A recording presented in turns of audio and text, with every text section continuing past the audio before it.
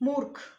नमस्कार दोस्तों, मैं हूँ ऋचा अग्रवाल और अपने इस यूट्यूब चैनल पर आप सभी का स्वागत करती हूँ। आज हम एक ऐसे टॉपिक पर बात करेंगे जो कि आपको जानना बहुत ज़रूरी है, एक चालाक और मूर्ख के ऊपर। देखो, सबसे ज़्यादा लोग आज के ज़माने में चालाक बनने की कोशिश करते हैं, लेकिन कुछ जगह ऐसी होती है जहाँ पर चालाक बनकर नहीं, मूर्ख बनकर के अपना काम निकाला जाता है। चालाक बनना और चालाक होने में फ़र्क होता है।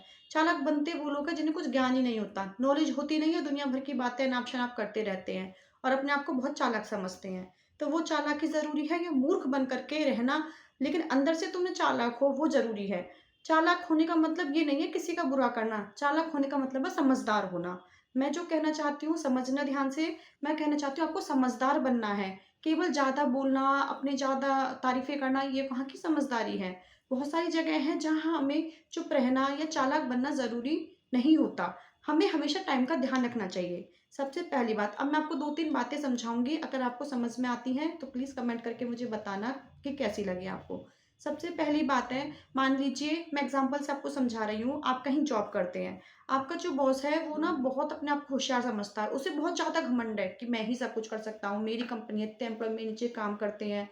आप जानते तो हैं कुछ काम है वो कर रहा है लेकिन वो गलत कर रहा है।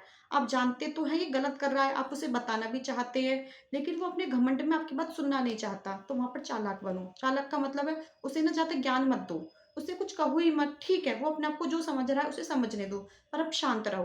धीरे-धीरे जब वो काम करेगा, वो गलत होगा तो उसे अपने तरीके से आप ठीक करना। फिर जब वो देखेगा कि हाँ, अब ठीक हो गया, तब उसे समझ में आएगा कि असली में होशियार कौन है। ठीक है? तब उसका घमंड टूटेगा अपने आप ही, लेकिन उसे हर्ट नहीं करना। अगर आप उसे कुछ बोलोगे तो वो क्या करेगा, आपको जॉब से निकाल देगा। तो ये काम तो आपको करना ही नहीं है, जॉब से तो निकलना ही नहीं है। आप वो आपको कमज़ोर समझ रहा है, लाइट समझ रहा है, समझने दो। क्या जाता है आपका? क्योंकि आपके अंदर जो नॉलेज है वो तो है, आपसे छीन तो लेगा नहीं। तो अपनी नॉलेज को स्टोर करना सीखो, अपनी एनर्जी को स्टोर करो अपने पास में। ज़्यादा किसी को कहने में लोग हमें पागल समझने लगते हैं। दूसरा है चुप। चुप रहने में बहुत बड़ी ताकत होती है।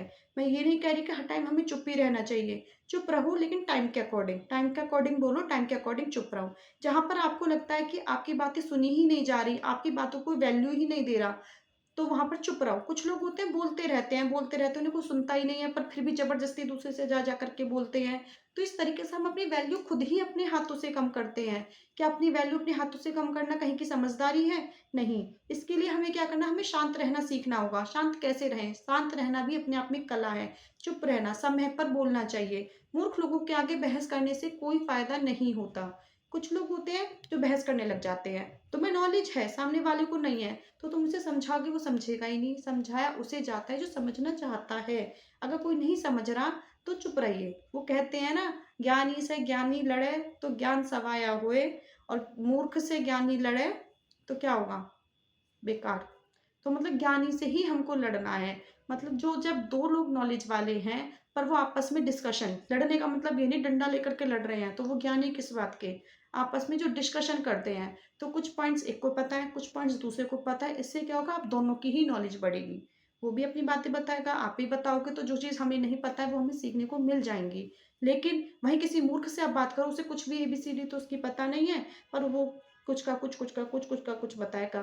तो वो जगह, चाहे वो आपसे कितना भी सीनियर है, कोई भी है, लेकिन आपको कंडीशन देखनी है कि हाँ, बोलना चाहिए या नहीं बोलना चाहिए, शांत रहना चाहिए। ठीक है? तीसरी बात, सबसे बड़ी बात ये है कि हर ज्ञान कंडीशन देखकर होता है। मतलब हर ज्ञान हर किसी के लिए नहीं होता। कुछ चीज़ें होती हैं जो कि समय के अकॉर्डिंग होती हैं, सबके लिए नहीं होती। अगर तुम 5th क्लास के बच्चे को पीएचडी के बारे में बताने लगोगे, तो क्या उसको कुछ समझ में आएगी? नहीं ना। इसी तरीके से आपको जो नॉलेज है सबको देने की कोशिश ना करें, क्योंकि हर कोई उसके काबिल नहीं होता। जो उसके काबिल होगा सिर्फ़ उसे ही दें। बहुत सारे लोग होते हैं, मान लीजिए आपको किसी चीज़ में इंटरेस्ट है, आपको हिस्ट्री में बहुत इंटरेस्ट है, और आप चाहते हो कि मेरा दोस्त है या मेरी बहन है या मेरा पार्टनर है, कोई भी है, वो भी मेरे साथ बैठ के हिस्ट्री की बातें करे। जब उसका मन ही नहीं है, तो आप उसको ज़बरदस्ती वो चीज़ें मत बताइए। वहाँ पर आपको बहुत ध्यान रखना है। किसी से बात करते टाइम हमें इस चीज़ का ध्यान रखना बहुत ज़रूरी है कि जिससे हम डिस्कस कर रहे हैं, जिससे हम बातें कर रहे हैं, वो उस चीज़ के लायक है या नहीं है। हर चीज़ की एक पात्रता होती है। अगर कोई उसका पात्र ही नहीं है और उसको ज़बरदस्ती बताया जाए, तो उसमें सबसे बड़े मूर्ख आप ही हैं। वो नहीं है मूर्ख। ठीक है? तो हमें इस चीज़ का ध्यान रखना है कहाँ पर क्या, कैसे, किससे बोलना है और मूर्ख बन के रहने से क्या फ़ायदा होता है, लोग ना हमें लाइटली लेने लगते हैं, सोचते हैं कि इसे तो कुछ पता ही नहीं है। लेकिन हमारी जो नॉलेज है वो उनसे ज़्यादा होती है और हम टाइम पे उन्हें दिखाते हैं। तो अपना शो ऑफ करने का कोई फ़ायदा नहीं। अब रावण था दिन-रात कहता था मैं इतना ज्ञानी हूँ, मैं ये हूँ, वो हूँ, आखिर में क्या हुआ? कुछ मिला उसे? लेकिन राम जी थे वो कभी उन्होंने अपना गान नहीं किया, वो शांत रहते थे, शांत स्वभाव। तो बताओ उनकी आज तक पूजा होती है। हनुमान जी हैं, हनुमान जी जितना ज्ञान है किसी में? कितना ज्ञान है हनुमान जी को, हर चीज़ का उन्हें ज्ञान है। लेकिन वो कभी अपने ज्ञान का गुणगान करते हैं? नहीं। तो देखो उनकी आज सबसे ज़्यादा पूजा होती है इस कलयुग में। किस लिए? क्योंकि वो समय पर बोलना जानते हैं, समय पर चुप रहना जानते हैं, समय की अकॉर्डिंग हमको काम करना आना चाहिए। ठीक है? तो ये हमेशा ध्यान रखिए कि खामख़ा की बातें करने से और ज़्यादा लोगों के साथ अपनी तारीफ़ें मारने से कुछ हासिल नहीं होने वाला। कुछ लोग होते हैं अपनी तारीफ़ें बड़ी पसंद होती हैं, अपने बारे में ये ले मैंने ये कर दिया, मैंने ये कर दिया, मैं वो ले आया, मैंने ये किया। क्या मिलेगा उससे? कुछ फ़ायदा होगा? दूसरे को क्यों सुना रहे हो? इससे लोग तुम्हारी इज़्ज़त करना ख़त्म कर देंगे।